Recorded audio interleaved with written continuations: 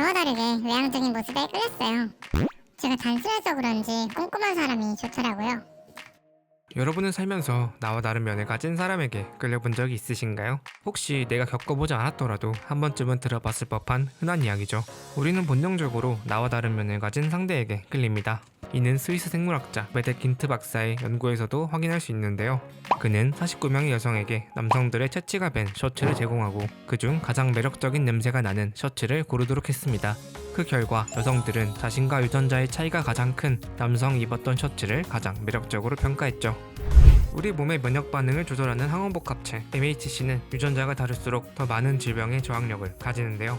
때문에 우리는 다양한 유전자를 후세에 전하기 위해 본능적으로 나와 비슷한 사람은 피하고 다른 사람을 선택하게 되는 것이죠.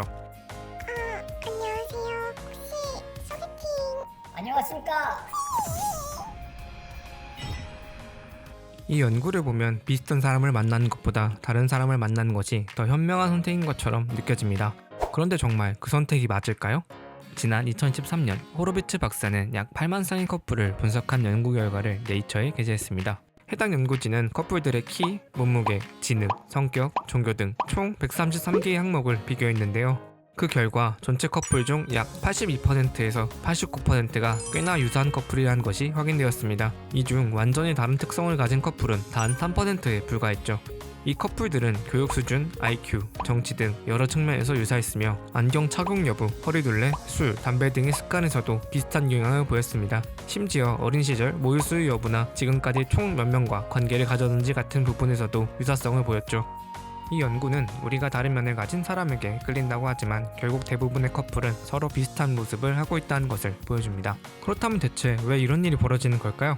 심리학 교수 조엘 웨이드에 따르면 다른 성향의 커플일지라도 함께 지내다 보면 점점 더 서로를 닮아간다고 말합니다. 커플은 같은 시간과 공간을 공유하기 때문에 얼굴 표정이나 습관부터 시작해 라이프 스타일, 심지어 면역 체계까지 비슷해지는 경우가 많다는 것이죠. 그렇다면 다시 질문으로 돌아가서 우리는 비슷한 사람과 다른 사람 중 어떤 사람을 만나야 할까요? 지금 소개드릴 실험에서 그 힌트를 알 수 있습니다.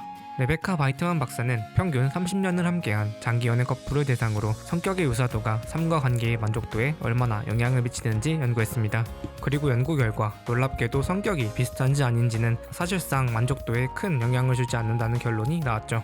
커플의 만족도에 영향을 준 건 다름 아닌 그들의 성격 그 자체였습니다.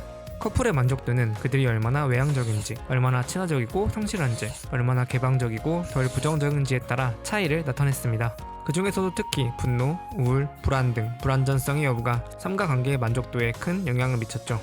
방금 말씀드린 이 5가지 특징은 연인 관계뿐만 아니라 개인의 삶에도 큰 영향을 끼치는 요인인데요. 학계에서는 이 요인의 중요성을 인식하고 빅5 성격 검사를 만들기도 했습니다. 해당 테스트는 현재 가장 공신력 있는 검사 중 하나이므로 만약 본인의 장단점을 좀 더 정확히 알고 싶다면 한 번쯤 해보는 것도 좋은 경험이 될 수 있겠죠. 비슷한 사람과 다른 사람, 과연 어떤 사람을 만나야 할까? 이 질문의 답은 결국 서로가 얼마나 비슷한가에 있지 않았습니다.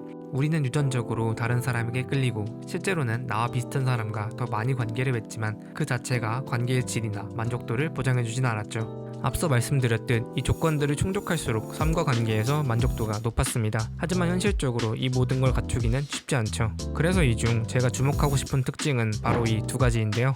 누군가와 함께 하다 보면 아무리 잘 맞는 사람이어도 종종 말다툼이 생깁니다. 그 순간 상대에게 네 생각은 틀렸어. 라고 하기보다는 내 생각은 그렇구나. 라고 할 수 있다면 여기에 더해 서로 긍정적인 태도로 문제를 해결하기 위해 노력한다면 웬만한 문제는 웃어넘기는 그런 단단한 관계가 되지 않을까 싶습니다. 여러분은 행복한 관계를 유지하기 위해 또 어떤 특징이 중요하다고 생각하시나요? 댓글로 여러분의 생각을 나눠주세요.